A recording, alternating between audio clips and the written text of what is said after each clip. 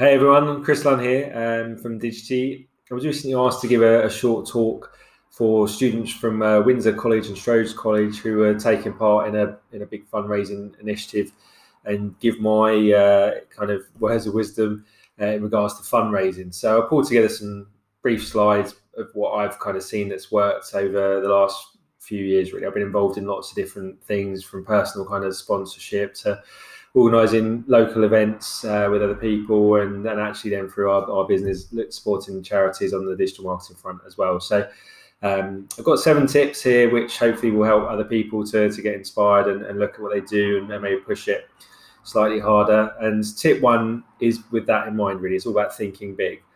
And I always say to people, even whether if it's kind of commercial clients looking to boost sales or charities that are looking to boost their fundraising, almost whatever you want to achieve, double it. And what does that look like? What does it take? What's it going to actually then do for the cause if you did double the results? And it's amazing. And then you kind of apply the principle and you do it, and you get confident and you do it again. Looking at the image there, the difference between I can and I can't do it is a pair of scissors. But it's the pair of scissors in your brain that decides whether you're cutting out that top T and getting on with it and doing it. So think about company support as well as individual support in terms of thinking big. Right? Lots of people will think about, I'm going to get sponsored, I'm going to get donations from people I know. Great, do that.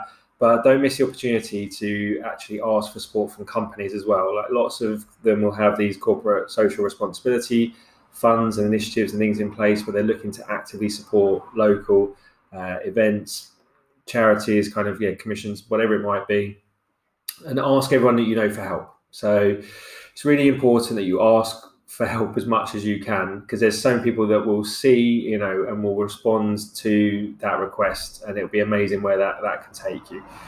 So point 2 is around working to a plan. If you're setting out on a fundraising path, Google fundraising plan template. There's lots of different ones you can download as PDFs and different files. There's 4 million results when you Google it. And we always think, digitally here, it's about keeping things smart. So keeping it simple, measurable, achievable, realistic, and targeted. Going back to point 1, thinking big, it might be that we're going to go, okay, let's get sponsored to go to the moon, but it's not exactly realistic, definitely not going to be simple, and achievable, who knows. But if you say, well, actually, we're going to do a charity car wash, or we're going to do a sponsored run, or we're going to dress up silly for a day, whatever it might be, then actually, it's quite easy to be able to put those things in place. It's easy to be able to measure it. You can, it's very achievable. So it's just thinking about what you can do with the people, the resources. You might have some funds that you can actually invest to kind of get off to a good start. So it's just looking at what you've got there. And the point is, with plans, good plans evolve. So it's not written in stone. It's having a plan to start with, so you can push forward. You can actually see what's working in terms of the being measurable. Actually see what's happening to then make changes and positively kind of progress as you go forward. So this photo obviously is one from my professional portfolio from my modelling days. But share the goal and why it's important to you is what this is about. Okay, so set your expectations for yourself and then share those with everybody else. So we want to raise X amount of pounds, or we want to help X amount of people, whatever it is that's kind of in your head. The more that you share and let other people kind of be a part of that journey with you, the better it gets, and actually tell people what you're going to do. Why are you raising this money? What's it going towards? Why is it important to you? So many people kind of miss the opportunity, especially if they're working in teams that are fundraising, of the fact they've got their own kind of networks, and people will support individuals as much as they'll support the cause. Okay, so me asking for sponsorship within our team, I'm going to get people that sponsor me because they want to sponsor and support me, as well as they want to support the cause, and a bit of both. So it's really important that you do that as individuals. And as to why I'm dressed in that fine kind of get up for that run, I actually did a 10K run in our local village for Parkinson's. And going back to point 1, I thought to myself, it'd be great if I could earn £250 for charity. That would be amazing. So I thought, okay, well, rule 1 is double it. So let's go for 500. So I put it out into the big bad world of Facebook and said, right, I want to do this run and I want to generate £500 of support. And had a few weeks building up to it, and got off to a really good start. Got to about £325. Probably had about a week to go. and just, well, what can I do to get over the £500 mark? I know. Well, how about if I say I'll do it in fancy dress if I get over £500? And lo and behold, the minute I did that, everyone came out of the woodwork. There was donations flying in from everywhere. I think people were digging out change out of their sofa to give me, and it ended up, over £1,400 there. Did almost 3 times the kind of the double the amount I wanted to do. So almost 6 times what I had in my head at the start, and it was phenomenal. It was about sharing the goal, right? So it wasn't necessarily about, no one's that impressed that I've been able to run a 10K and get around the course, but they were all very impressed with the total that was raised. They all felt very proud of it and kind of to be a part of that achievement as much as anything else. So it was kind of nice in lots of different ways. Point 4 is about enjoying it. If you're not enjoying the journey towards whatever you're doing yourself, and you're not excited or sharing it, and even if it's tough kind of showing it, then you're going to find it hard to get others to support you. So in that case, previous examples before, a bit of humour goes a long way that I've found.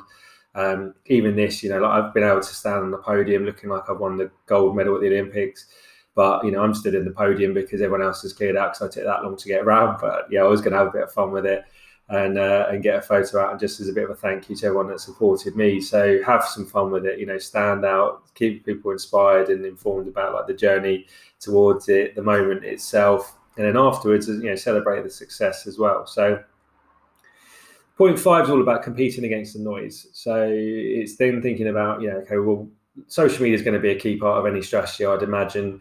But imagine, how many updates we all get in our social media feeds at the moment, like all day, every day. So you've got to really think, like, how do you make it stand out? How do you get support? So again, if it's going back to, if there's a team of you, all be sharing, liking, commenting on the post, asking other people that to do the same, making it look popular, making it look interesting, really kind of galvanizing some good support that's visible.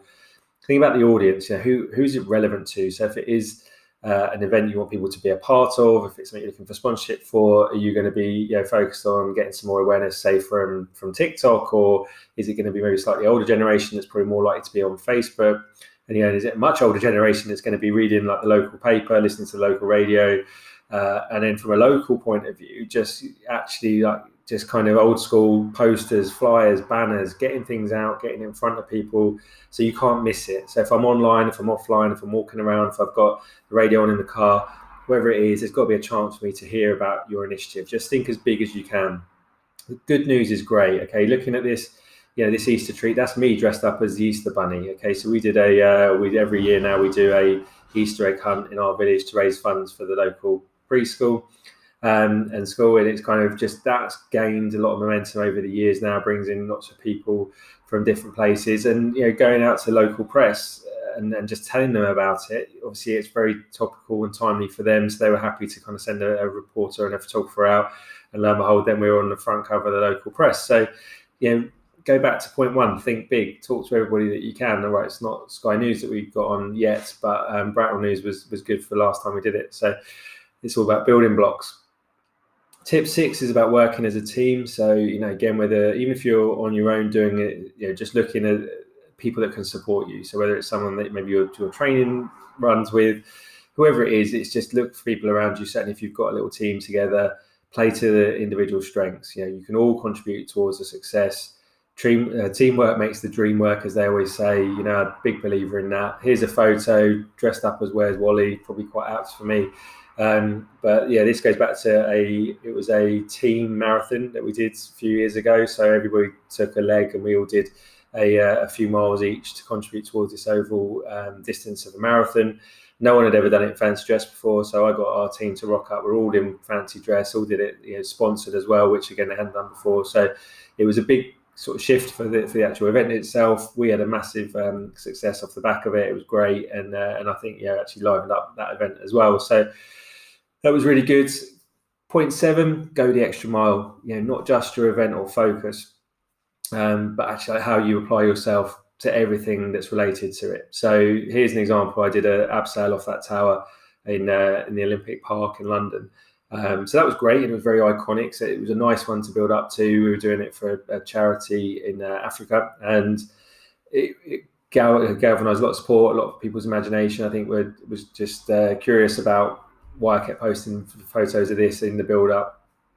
So the event itself was quite iconic, but the focus was the same. Whether I'm doing a run around the village or I'm doing kind of abseiling off a big tall building. It's about that whole just spreading awareness, constantly kind of helping people be a part of the journey, and that relentless pursuit of the success. So set your goals and keep pushing and working towards it. And going back to one of the early points, like asking for help if you need it. There's plenty of people that will give you some support.